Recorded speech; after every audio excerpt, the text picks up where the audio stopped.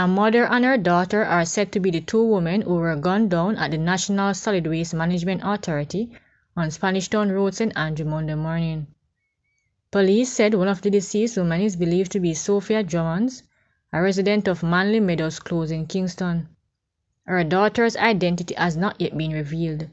Reports are that the ladies regularly sold breakfast at the mentioned location from a vehicle in which one of the bodies were found, the police said. Preliminary reports indicate at around 5:11 a.m., the women were preparing for the day's sale when they were pounced upon by armed men who opened gunfire, killing them on the spot. Lawmen said they received a notification from police control that two women were seen lying along Spanish Town Road with what appears to be gunshot wounds. On arrival, a female believed to be in her late 60s, clad in a white t-shirt, black skirt, and yellow croc slippers, was found lying on the ground behind a white Toyota Wish. Upon further checks, the other female was found inside the Toyota Wish.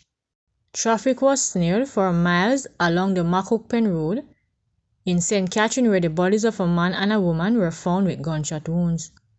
Traffic was diverted into the eastbound lane to accommodate the forensic work by criminal investigators. We can confirm that there was a double murder involving a man and a woman, but we don't have their identities as yet. The police investigators are still processing the scene. A representative of the Jamaica Constabulary Force Corporate Communication Unit told the Observer Online. Preliminary reports are that residents reported hearing explosion about 3 a.m. The bodies of the deceased were reportedly later discovered about 7 a.m. in the area's bushy terrain. Police are probing the murder of a shop operator and the wounding of a 35-year-old man during a gun attack in New Green, Manchester on Sunday night. Police named the deceased as Jonoy Chana, otherwise called Nunupus, 29, a shop operator of New Green District.